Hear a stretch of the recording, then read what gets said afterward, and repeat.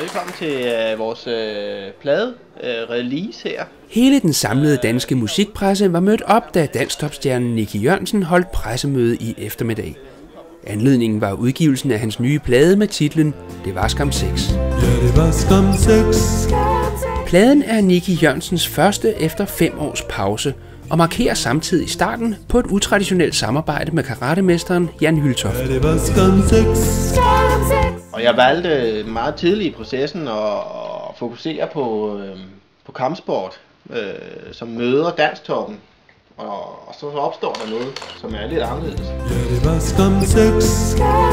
På trods af den store folkelige succes, møder Nickis musik ofte hård kritik i pressen.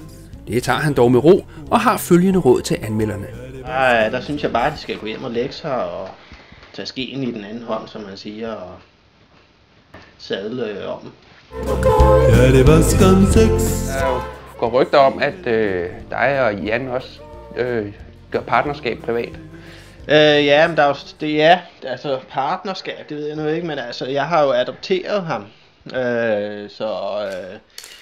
ja, han havde jo ikke noget sted at bo og sådan. Betyder det her, at Jan stopper sin karriere som karatemester? Ja, nej, jeg ved, det kan Jan måske selv svare på, men Ja. Ja, han vil stoppe sin karriere som åbenbart som karatemester. Ja, det var skam sex. I Helvekon. I 88 og i december sol.